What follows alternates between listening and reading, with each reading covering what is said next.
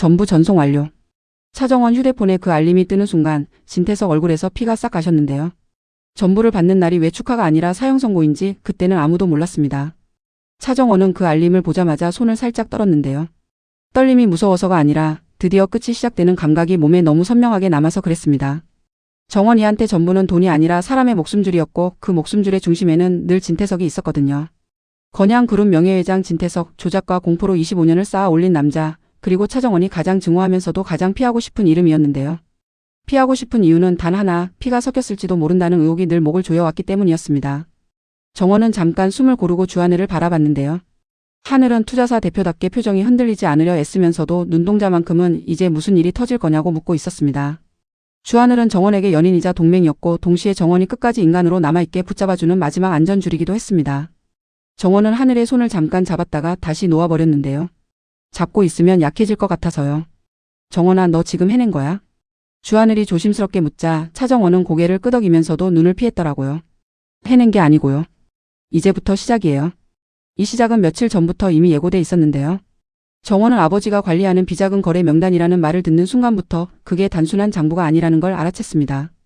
그 명단은 돈이 오간 흔적만 적힌 게 아니라 누구를 살리고 누구를 버렸는지, 누가 입을 막고 누가 입을 열었는지 처리 승인이라는 섬뜩한 두 글자까지 얹혀있는 사람의 목록이었거든요.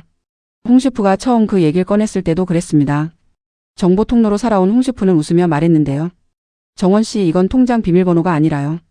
관 속 열쇠예요. 누가 열쇠를 쥐었는지 밝혀지면 다 같이 숨 못 쉬어요. 정원은 그 말을 듣고도 겉으로는 담담했는데요. 속에서는 오래전에 버려진 기억이 다시 끓고 있었습니다. 한혜라가 한영순이란 이름으로 살아남으려고 했던 시절, 정원을 버린 손의 감각이 아직도 피부에 남아 있었고 진태석이 조작이라는 단어로 사람 인생을 찢어놓는 장면이 머릿속에서 반복되곤 했거든요. 그리고 차기범. 정원을 키운 양부이자 억울한 살인 누명을 뒤집어 쓴 채 인생이 무너진 남자. 정원은 기범을 떠올릴 때마다 마음이 갈라졌습니다. 아버지라고 부르면서도 동시에 그를 지켜주지 못한 죄책감이 늘 따라왔으니까요.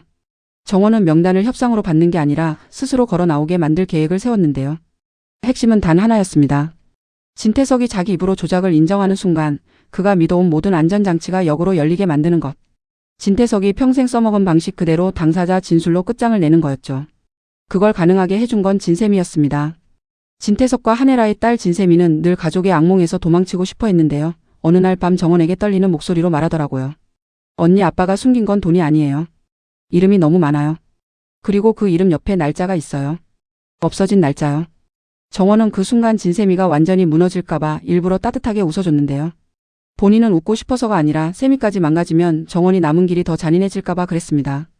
정원은 세미에게 약속을 받아냈습니다. 언니가 끝까지 책임질게. 대신 내가 본 걸 딱 한 번만 더 확인해줘. 그 확인이 바로 트리거였는데요. 윤 비서가 관리하는 내부 결제망 황 실장이 드나드는 비밀 서버, 그리고 마지막으로 진태석이 조작이라는 단어를 공식 석상에서 뱉으면 자동으로 외부로 분산 전송되도록 걸어둔 장치. 정원은 그 장치를 스스로 만들 수 없었지만 누군가가 이미 만들어둔 틈을 발견했더라고요. 그 틈은 다름 아닌 한혜라의 손끝에서 시작된 것이었습니다. 한혜라는 정원을 버린 친모였고 건양그룹 부회장으로서 진태석의 옆에 서서 권력을 나눠 가진 사람이었는데요. 겉으로는 완벽한 부부, 속으로는 서로의 목을 겨누는 권력 부부였다는 걸 정원은 너무 늦게 깨달았습니다. 혜라는 정원에게 다정하게 다가오면서도 단 한 번도 엄마의 온도를 주지 않더라고요. 대신 계산과 교육만 남겨줬습니다. 정원아, 내가 살아남으려면 사람을 믿지 말아야 해. 혜라의 그 한마디가 정원 귀에 박혀 있었는데요. 믿지 말라고 해놓고 정작 혜라 본인은 정원이 믿게 만들었습니다. 그게 혜라가 가장 잔인한 이유였고요. 폭로는 그렇게 시작됐는데요. 정원은 이사회 전날 안진아가 디자인팀에서 몰래 빼돌린 내부 문서의 흔적을 역으로 이용했습니다. 안진아는 디자인팀 스파이로서 진태석 쪽에 붙어 있었고 정원이 움직일 때마다 정보를 흘렸습니다. 정원은 안진아의 배신을 막지 않았는데요. 오히려 흘려요. 더 크게 흘려요라고 속삭였습니다. 안진아는 정원의 눈빛이 너무 차가워서 순간 겁을 먹는 듯 했지만 결국 욕심을 못 참았더라고요. 정보를 가진 자가 이긴다는 믿음이 안진아를 움직였으니까요. 정원은 동시에 박경신을 끌어냈습니다. 박경신은 사건의 핵심 목격자였고 주상철 사건의 열쇠도 쥐고 있는 사람이라서 늘 누군가에게 쫓기고 있었습니다. 김성희가 박경신을 숨겨주고 있었는데요. 김성희는 정원의 과거를 아는 조력자였고 늘 조심스럽게 말하곤 했습니다. 정원아, 내가 가는 길은 사람을 살리면서 가는 길이 아니야. 정원은 그 말에 웃어 보였지만 속은 이미 갈갈이 찢어지는 느낌이었습니다. 살리고 싶었는데 살리려면 누군가는 먼저 무너져야 하더라고요. 이사회 당일 정원은 주영채를 먼저 흔들었습니다. 주영채는 정원의 라이벌이자 공난숙의 딸이며 진세훈의 현 부인으로서 건양의 며느리 자리를 지키고 있었는데요. 영채는 늘 가짜 주영채로 살았던 정원의 과거를 찌르며 사람들 앞에서 정원을 무너뜨리려 했습니다. 정원도 그 상처를 모르는 척할 수 없었고요. 그래서 정원은 회의실 한복판에서 영채의 이름을 또렷하게 꺼냈습니다. 처리 승인 라인 주영채 결제 흔적이 있더라고요. 주영채가 웃으려다 입술이 굳는 게 보였고 진세훈이 그 순간 영채를 감싸려 들었습니다. 진세훈은 후계자처럼 군림하지만 사실 진태석의 도구였고 정원의 전남편이기도 했는데요. 세훈은 정원에게 사랑이 아니라 소유를 줬던 사람이라서 정원 마음속에 오래된 분노가 남아 있었습니다. 정원아, 내가 지금 누구를 살리려고 이러는지부터 말해. 세훈이 낮게 말하자 정원은 천천히 고개를 들었습니다. 살리는 게 아니고요. 숨 못 쉬게 하는 거예요. 그게 내가 배운 방식이니까요. 그 한마디에 회의실이 얼어붙었는데요. 한혜라가 잠깐 눈을 감았다 뜨더라고요. 정원이 너 정말 나처럼 돼버렸구나라는 표정이었는데 그 표정이 미안함인지 자부심인지 분간이 안 됐습니다. 혜라는 정원에게 가까이 와서 조용히 속삭였는데요. 정원아, 너 요즘 너 자신이 무섭지? 정원은 혜라의 목소리를 듣는 순간 가슴이 철렁 내려앉았습니다. 미워해야 하는데 그 목소리를 들으면 어릴 적 엄마라는 단어가 몸에서 먼저 반응하곤 했거든요. 무서워요. 근데요, 더 무서운 건 내가 멈추면 다시 조작당한다는 거예요. 정원이 폭로를 던진 순간 배신도 동시에 터졌습니다. 안진아가 정보를 흘린 덕에 황 실장이 움직였고 공난숙도 움직이기 시작했는데요. 공난숙은 주영채의 친모이자 악의 축이었고 주상철 사건의 비밀을 쥐고 협박을 일삼는 사람이었습니다. 난숙은 구 실장에게 지시했는데요. 정원이랑 하늘 둘 중 하나만 먼저 꺾어. 구 실장은 고개를 끄덕이며 조용히 사라졌고 그 움직임이 정원의 뒤통수를 서늘하게 만들었습니다.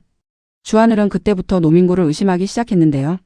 노민구는 하늘의 라이벌이자 투자판에서 늘 하늘을 흔들던 사람이었습니다.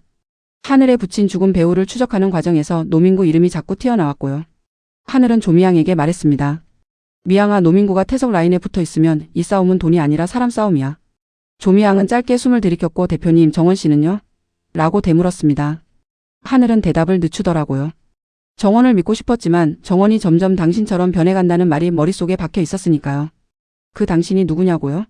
정원은 그날 처음 깨달았습니다. 사람들이 말하는 당신은 진태석이 아니었습니다. 당신은 한혜라일 수도 혹은 정원이 가장 닮아가기 싫어하는 또 다른 얼굴일 수도 있었습니다. 혜라가 정원을 키운 게 아니라 버렸는데도 정원은 혜라의 방식으로 살아남고 있었거든요. 그 사실이 정원에게 가장 큰 고통이었습니다. 협상은 진태석이 먼저 제안한 것처럼 흘러갔는데요. 진태석은 정원에게 점심을 제안하는 척 사실상 자기 영역으로 불러들였습니다. 정원아, 너랑 단둘이 할 얘기가 좀 있지 않겠니라는 말이 얼마나 위험한지 정원은 알고 있었습니다.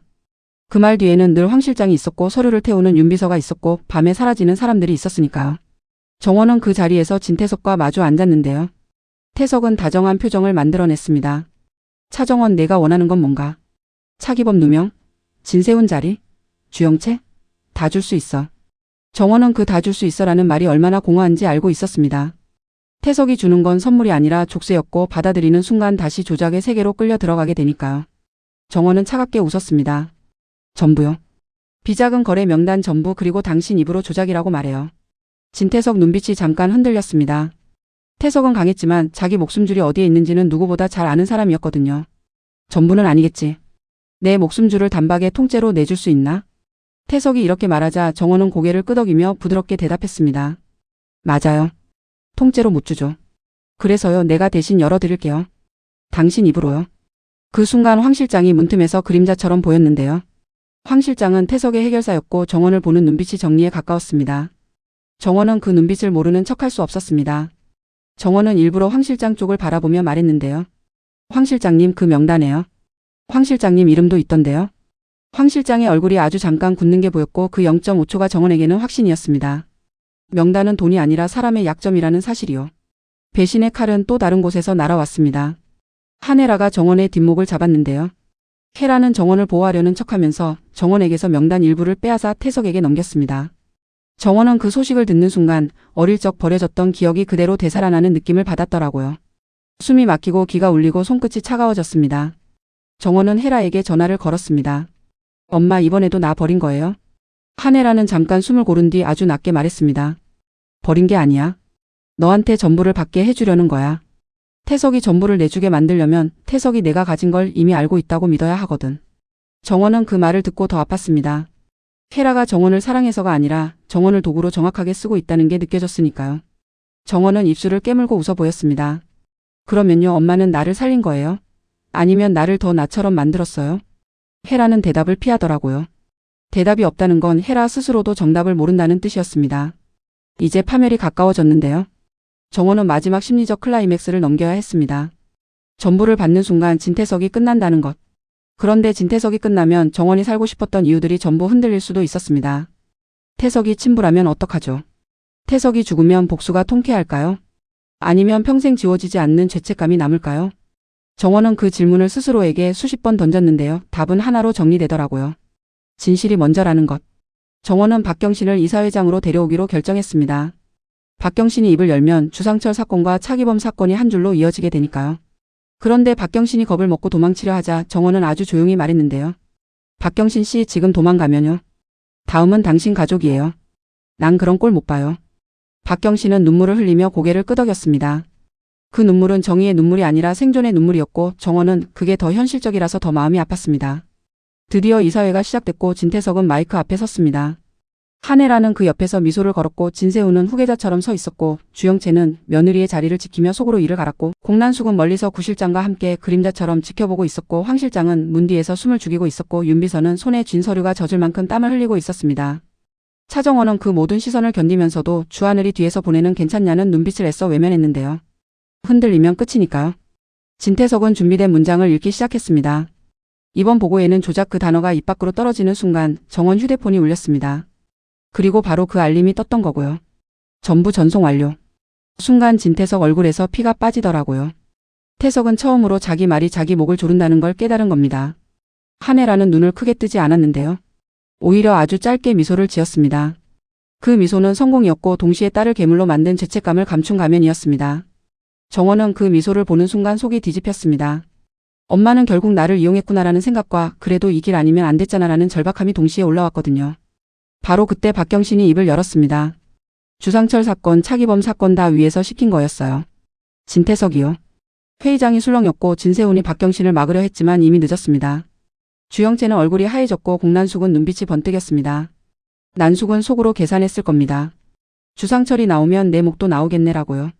황 실장은 그 순간 움직일 듯 말 듯 했는데요. 정원은 황 실장을 똑바로 쳐다보며 낮게 말했습니다. 지금 움직이면요, 전부가 더 빨리 퍼져요. 진태석은 끝내 자리에서 비틀거렸습니다. 심장이 문제인지 약이 문제인지 혹은 황 실장이 선택한 정리인지 그 진실은 바로 보이지 않게 가려졌는데요. 다만 한 가지는 분명했습니다. 진태석이 무너지는 순간 그가 쥐고 있던 모든 이름이 세상으로 흘러나갔다는 것. 그리고 그 이름 속에는 노민구도 끼어 있었습니다. 주하늘은 그 이름을 보자마자 숨이 멎는 표정을 지었습니다. 하늘에 붙인 죽음과 이어질 수도 있다는 공포가 한 번에 몰려온 겁니다. 조미양은 하늘의 팔을 잡고 대표님 지금은 나가요라고 말했지만 하늘은 움직이지 못하더라고요. 진세훈은 더 처참했습니다. 태석이 무너지는 순간 세훈이 기대던 권력도 같이 꺾였거든요. 세훈은 주영채에게서 손을 빼려 했고 영채는 세훈의 옷깃을 붙잡고 울부짖었습니다. 당신 나 버리면 죽어. 나 혼자 못 살아. 세훈은 그 말을 듣고도 차갑게 말했는데요. 내 엄마 공난숙부터 정리해. 내가 살아남으려면. 주영채는 그 순간 세훈이 자신을 사랑한 적이 없다는 걸 깨닫는 얼굴이었습니다. 그 표정이 너무 처절해서 정원은 잠깐 눈을 감아버렸습니다. 사람이 무너지는 소리가 너무 생생했거든요. 그런데 파멸은 진태석 하나로 끝나지 않더라고요. 전부에는 차정원의 출생에 관한 처리 기록도 섞여 있었습니다. 정원이 몰래 열어본 마지막 페이지에는 이런 문장이 찍혀 있었습니다. 차정원 출생 처리 승인자 공난숙. 정원은 그 문장을 보는 순간 입안이 말라붙었습니다. 공난숙이 정원의 출생 처리에 손을 댄 뜻이면 정원은 헤라에게 버려진 게 아니라 난숙에게 거래된 걸 수도 있었습니다. 그 순간 정원 머릿속에 주영채 얼굴이 번개처럼 스쳤습니다. 영채가 처리 승인의 진짜 발신자일 가능성, 난숙과 영채가 비밀을 공유하는 숙적 동맹, 그리고 헤라가 난숙과 비밀을 쥔 채 서로를 견제해온 관계가 한꺼번에 엉켜 들어왔습니다.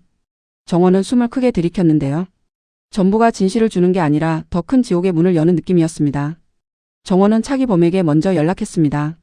기범은 아직도 억울한 누명의 그림자 속에서 살고 있었고 정원은 그 그림자를 끊어내고 싶었습니다. 아버지 이제 시작이에요. 전부가 풀렸어요. 그런데요, 나 아직 끝을 모르겠어요. 차기범은 잠깐 침묵하더니 아주 낮게 말하더라고요. 정원아, 끝을 알면 사람은 부러진다. 내가 끝을 모르는 게 지금은 다행일지도 몰라. 그 말이 정원 가슴을 더 무겁게 만들었습니다. 정원은 주하늘에게도 고백하듯 말했습니다. 하늘아, 나 전부를 받았는데도요. 하나도 시원하지가 않아요. 내가 너무 많은 사람을 무너뜨렸잖아. 주하늘은 정원을 끌어안고 싶어 했지만 정원은 살짝 뒤로 물러났습니다. 안아주면 무너질 것 같아서요. 하늘은 상처받은 눈빛으로 웃어 보이며 말했는데요. 정원아, 너 혼자 괴물 되지 마. 괴물은 태석이면 충분해. 하지만 정원은 알고 있었습니다. 태석이 무너진 자리에는 반드시 누군가가 올라선다는 걸요. 하늘아가 그 자리를 노리는지, 공난숙이 영채를 밀어 올리는지, 황 실장이 새 주인을 찾는지, 노민구가 하늘을 끌어내리려는지, 진세훈이 마지막 발악을 하는지, 그 모든 권력 다툼이 이제 전부라는 불씨 위에서 폭발할 거라는 걸요. 그리고 정원은 그 폭발의 한가운데에 서 있었습니다.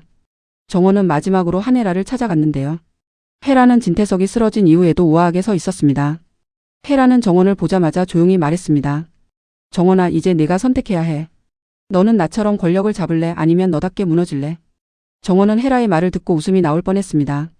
너답게 무너질래라는 말이 마치 선택지를 주는 척하면서 사실은 정원을 또 한 번 조작하는 문장처럼 들렸거든요. 엄마, 나요, 나답게 살고 싶어요. 그런데요, 엄마가 나를 살게 해준 적이 있었어요? 혜라는 대답 대신 정원의 뺨을 아주 살짝 쓰다듬었는데요. 따뜻하지는 않았습니다. 차갑고 매끈한 손끝이었고 그게 혜라의 진짜 사랑 방식이었을지도 모릅니다. 그날 밤 공난숙은 구 실장에게 새로운 지시를 내렸고 주영채는 자신도 모르는 사이에 난숙의 다음 말이 되어가고 있었고 황 실장은 윤비서에게 남은 서류 한 장도 남기지 마라고 말했고 윤비서는 울먹이면서도 서류를 태우고 있었고 안진아는 어디론가 사라졌고 홍시푸는 다시 나타나 정원에게 쪽지를 남겼습니다. 정원 씨, 전부는 끝이 아니에요. 전부는 다음 살인의 이유예요. 김성희는 정원에게 전화를 걸어 정원아, 이제 내가 널 지켜야 해라고 말했고 박경신은 또다시 누군가의 발소리를 듣고 숨을 죽였고 진세미는 아빠의 죽음보다 언니의 얼굴이 더 무섭다는 걸 깨닫는 눈빛이었고 주하늘은 노민구의 이름이 적힌 페이지를 찢어버리고 싶어 했고 진세우는 무너진 권력의 잔해를 주워 담으며 다시 조작을 꿈꾸는 얼굴이었습니다. 차정원은 새벽에 혼자 앉아 전부의 마지막 페이지를 다시 펼쳤는데요. 출생 처리 승인자 공난숙. 그 한 줄이 정원의 복수의 마지막 목적지를 새로 그려주고 있었습니다. 정원은 속으로 중얼거렸습니다. 전부를 받는 날이 태석이 죽는 날이라면 전부를 읽는 날은 난숙이 무너지는 날이겠지. 그런데 그때 정원폰에 또 다른 알림이 하나 더 떴습니다. 발신자 표시가 없었습니다. 메시지는 단 한 줄이었는데요. 처리 승인 진짜 발신자는 아직 살아있어. 정원은 그 문장을 보는 순간 웃지도 울지도 못하더라고요. 태석이 끝난 줄 알았는데 사실 태석은 시작이었고 정원은 이제 진짜 적의 얼굴을 보게 될지도 몰랐습니다. 그리고 그 적의 얼굴이 주영채일지 공난숙일지 한혜라일지 아니면 정원이 스스로일지 그 답은 아직 열어두는 게 더 잔인하고 더 매혹적이었습니다.